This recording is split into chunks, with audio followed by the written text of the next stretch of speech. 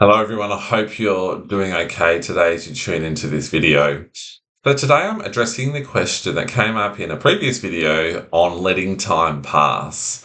Why on earth is it important to remember this key nugget of advice when you're practicing with high levels of anxiety, panic as they arise? Why on earth is it important to keep reminding yourself to let time pass? It's wisdom that's come from, of course, Dr. Claire Weeks, someone who helped me on my journey to recovery initially, with all the wise words in her book. Some people have done another program from David Johnson, which synthesizes her words into an audio program. I build on their work in these videos, as many of you know. So I wanted to address it here because it comes up and a lot of people forget it. Forget this really key component when they're trying to practice with the anxiety that comes up. So the reason why it's important, well, I should say there's many reasons why it's important, so I'll try and address them in this video for you. The first thing is we're so determined to find a short-term quick fix, particularly in the modern fast-paced world. In modern medicine, we're always going to the doctor to get the pill, to get that technique. Maybe we're Googling, we're YouTubing to try and get that, quick solution. Well, the reality is if we're trying to do that for anxiety, we don't really understand what's going on. Talk about the importance of understanding what anxiety is and why you find yourself in this state. Effectively, it's a habit that we've learned over time to cope with life. If any habit takes time to break. So that's the first thing to think about. It will take time and effort to break, and that's okay. Doesn't mean we're going to be suffering the whole time as we try and break the habit. We just know that it will take time. And if we give ourselves that understanding, it takes the pressure off it having to work. I've allowed it, I've relaxed, I've dropped the shoulders, I'm breathing, and it's still there. It takes the pressure off having to do any of that if we know that we have to let time pass. The second thing is, and it's part of her method, or it's the last part of the method that she talks about letting time pass, is that we know every cycle will come to an end. So anxiety is built on these flight or fight, or mini flight or fight, or extreme flight or fight cycles of panic, more intense and extreme, or slow drips of adrenaline causing, a slow burn of anxiety. But it doesn't matter what it is, the cycle will always come to an end because it's impossible for the body to sustain being in that flight or fight response permanently. And we know this because flight or fight, freeze, is designed for emergency situations. That's how the body has evolved. So tiger coming at you, activate all your senses, adrenaline surges, oxygen, all the energy that to get you away from the danger. Once the danger's passed, we go back into rest and digest mode. So that's how the body works. So it's actually impossible for the adrenaline to keep surging permanently, for stress hormone cortisol to keep surging, which is all the worry fuel in your body, fueling your worrying thoughts, what ifs, dread, fear, etc.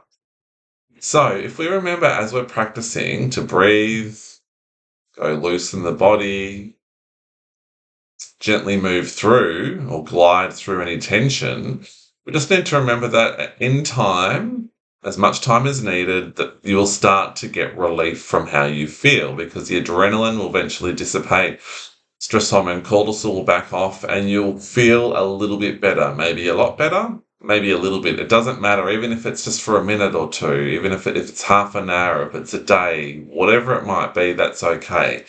The more we can allow these natural cycles to go through the motions and know that they will always taper off, always. I know some of you are sitting here going, Sam, I feel permanently anxious. I guarantee you I should acknowledge that it does feel like that. I believe you when you say that.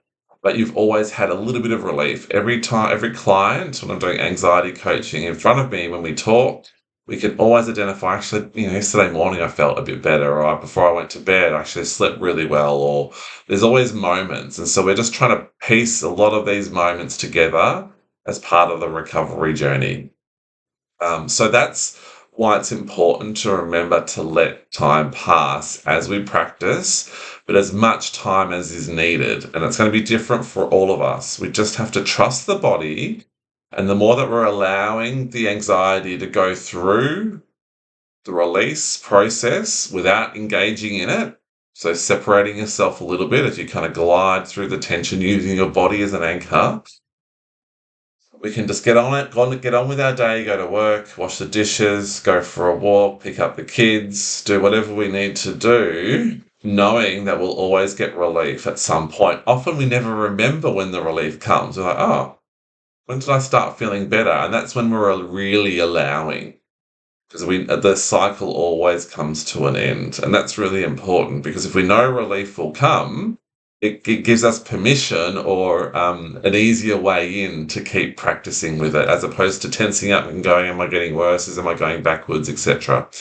And any relief is perfect. Any relief that you get is perfect, but we can't try and force it. You can't be going, is it now? Is the cycle ending now? Will it be half an hour? Will it be a day?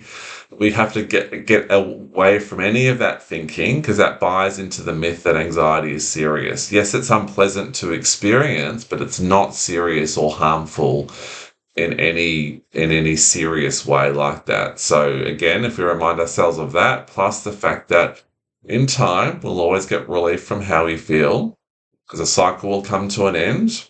Flight or fight can't possibly sustain it. This is what Claire Weekes talks about in terms of sensitization.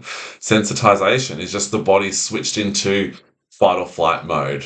It's gone into high alert. That's all that she really means by sensitization. The nervous system's tired, and so it's activating more than a non-sensitized person. But again, it doesn't matter how sensitized we are, we'll always get relief. And over time, the more we can allow it, the cycles will be shorter and less frequent over time, and that's how the recovery journey works. So I hope that helps answer that specific question. If you've got any other questions about anything else, please let me know. But I wish you all the best and hope to see you again here very soon. Take care.